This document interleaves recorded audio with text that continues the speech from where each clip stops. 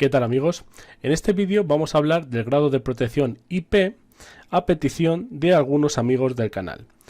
Como sabéis, el grado de protección IP lo podemos encontrar en cualquier dispositivo electrónico o electromecánico, como por ejemplo estas placas de motor que os voy a enseñar a continuación. Aquí en este caso tenemos un motor AEG y aquí tenemos un grado de protección 55. A continuación podéis ver la placa de un motor Siemens y, como no podía ser menos, también nos indica que su grado de protección es 55. Y por último tenemos una placa de un motor ABB en la cual también nos indican un grado de protección 55. Pero ¿qué significa grado de protección y qué nos indican los dígitos que lo acompañan? Eso es lo que vamos a ver en este vídeo.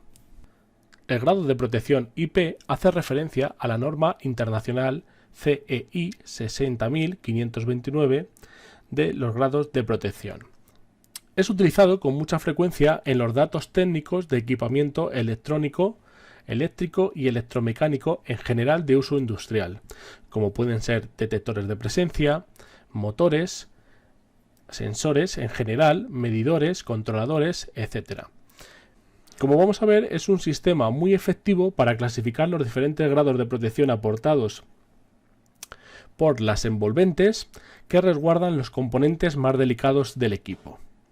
Este estándar ha sido desarrollado para calificar de una manera alfanumérica, con las siglas IP seguidas de 2 dígitos, los equipamientos en función de su nivel de protección. Bien, la envolvente del dispositivo electrónico o electromecánico es el elemento que proporciona la protección del material contra las influencias externas y en cualquier dirección.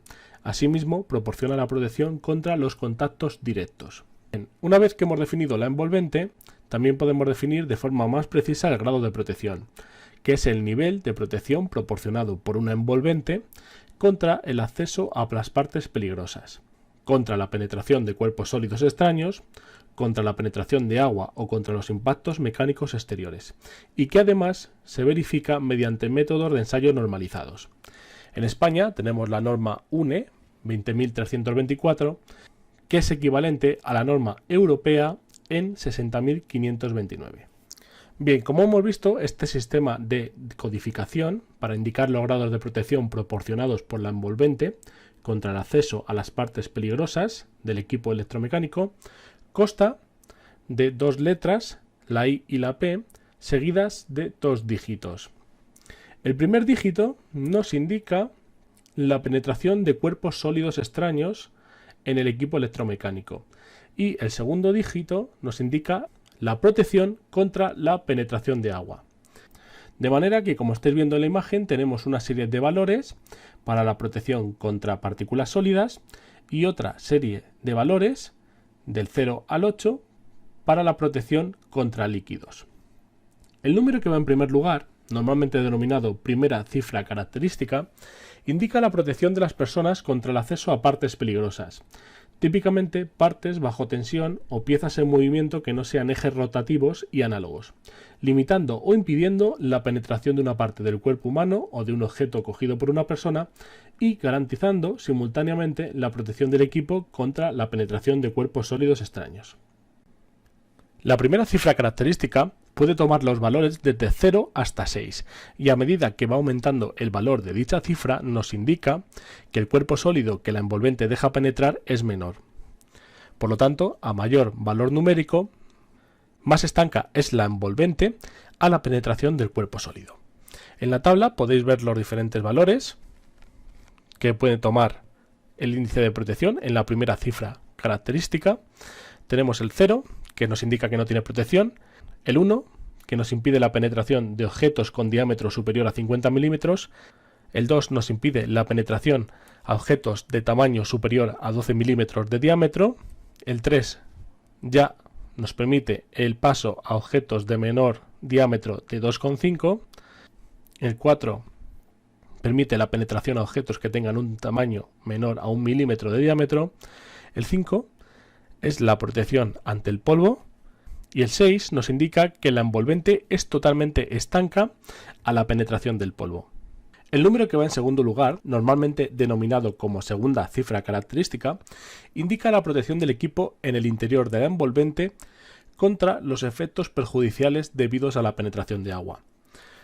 Esta segunda cifra característica está graduada de forma similar a la primera, pero va desde el 0 hasta el 8, es decir, tenemos 2 unidades más para contemplar diferentes tipos de protección.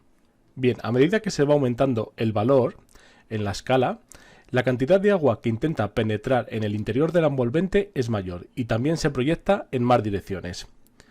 La cifra 1 nos indica que las gotas caen de forma vertical y la cifra 4 es la proyección del agua en todas las direcciones.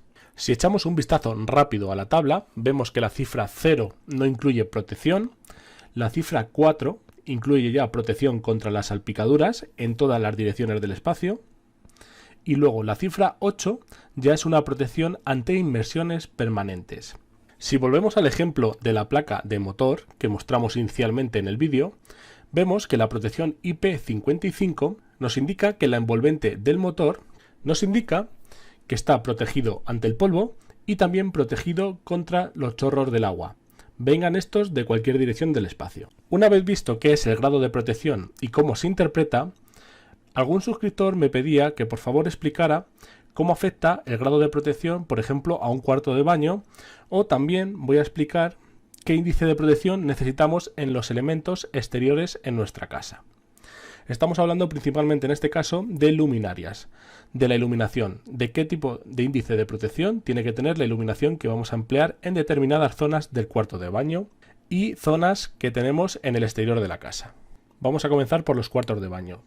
Los cuartos de baño se especifican de acuerdo a diferentes volúmenes en función de lo expuesto que esté al agua. Como veis en la figura de la izquierda, tenemos el volumen 0, que es el volumen susceptible que puede quedar sumergido dentro de la bañera. Por lo tanto, ahí necesitaremos un índice de protección que sea totalmente estanco y pueda aguantar el que esté sumergido bajo el agua.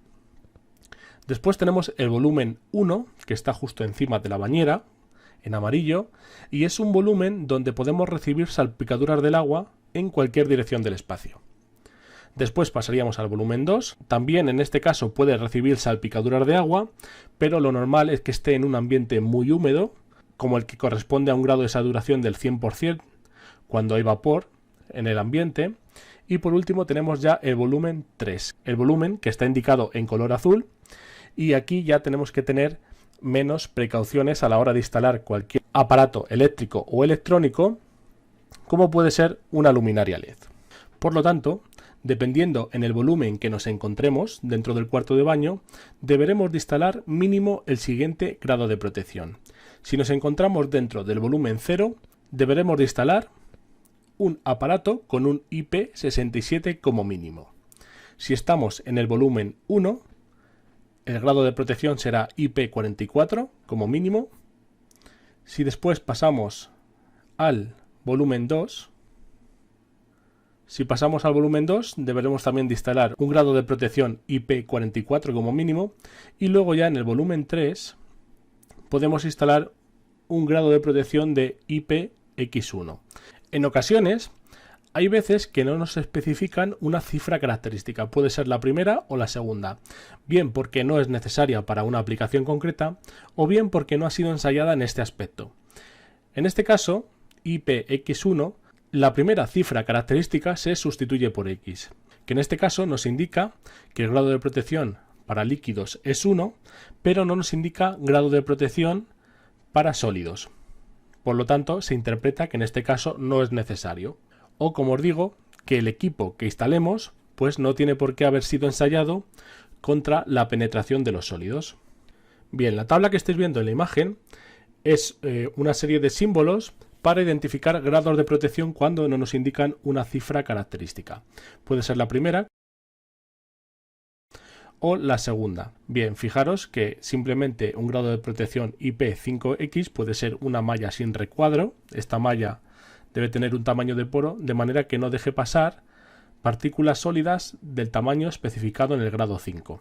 Asimismo, cuando no se especifica la primera, como veis, casi siempre se simboliza el grado de protección con agua, ya sea una gota dentro de un cuadrado, varias gotas, 2 gotas, etc.